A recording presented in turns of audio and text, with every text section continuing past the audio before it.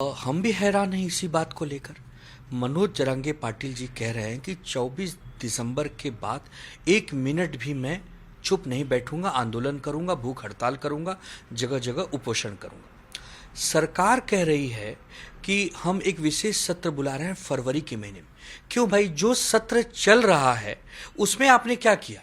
हम जब विपक्ष के लोग मांग कर रहे हैं कि कम से कम 3 हफ्ते का सत्र आप बुलाते, बहुत सारे विषय, ज्वलंत विषय जो महाराष्ट्र के हित के लिए थे, उस पर तो आपने कोई चर्चा नहीं की।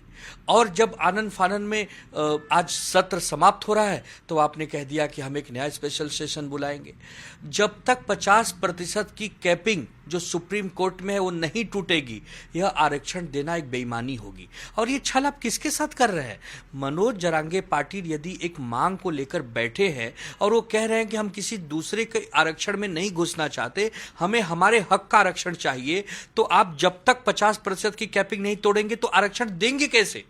एक छोटा बालक भी समझ जाएगा कि आप केवल समय पास कर रहे हैं।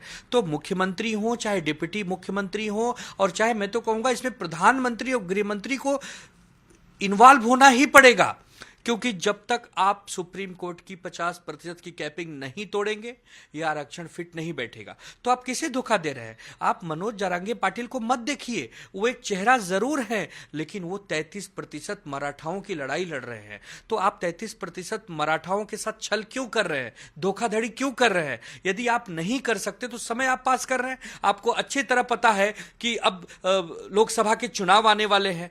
22 जनवरी के राम मंदिर के उद्घाटन के बाद किसी भी समय आप लोग आचार संहिता लगा सकते हैं। क्या हम सब नहीं समझते राजनीति में? हम भी समझते हैं। तो आप ये धोखाधड़ी वाला काम मत कीजिए। आपको न्याय देना है तो आप प्रधानमंत्री जी के साथ बैठकर विस्तार से चर्चा करके 50% की कैपिंग कैसे जल्द से जल्द टूटे, उस पर काम कीजिए, अन्यथा ये सब बेईमानी है।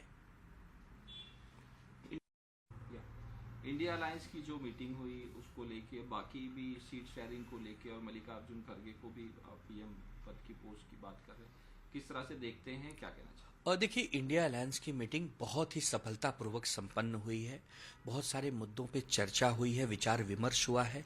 और खुशी की बात है कि जो लोग कहते थे कि ये गठबंधन टिकेगा ही नहीं, ये सब अलग अलग विचारधाराओं की पार्टी एक मंच पे आएंगी ही नहीं, आज आप देखिए कि चौथी मीटिंग भी हो गई है। अब बहुत सारी चीजें 2, 5, 10 दिनों में सामने आ जाएंगी, जिसमें सबसे महत्वपूर्ण मुद्दा है कि सीटों का शेयरिंग। सीट शेयरिंग एक बहुत बड़ा महत्वपूर्ण विषय है।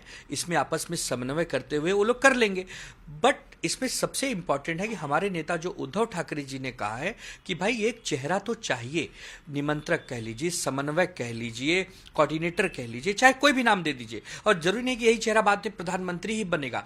जब आपको प्रधानमंत्री बनाना होगा तो फिर एक बार विचार विमर्श हो जाएगा। लेकिन जब तक प्रधानमंत्री का उम्मीदवार नहीं आता है, एक अगुवा जिसको हम कहते हैं, एक नेता तो चाहिए। अन्यथा क्या होगा कि अगर 15-20 खाना बनाने वाले एक साथ खाना बना देंगे तो स्वाद ही नहीं आएगा। इसके लिए एक रसोइया तो चाहिए ना। तो हम समझते हैं कि इंडिया गठबंधन की मीटिंग बहुत ही सफलतापूर्वक आने वाले समय में भी होगी, और इसमें कुछ लोग आएंगे। हमें तो पूरा विश्वास है कि वंचित बहुजन आघाड़ी भी इसमें आ जाए तो और बेहतर स्थिति हो जाएगी। हालांकि वो हमारे साथ पहले से है, लेकिन इंडिया गठबंधन का हिस्सा यदि वो बनते हैं, और भी बहुत सारे छोटे बड़े दल हैं देश में जो इंडिया गठबंधन में यदि आते हैं, तो हमें बड़ी खुशी होगी।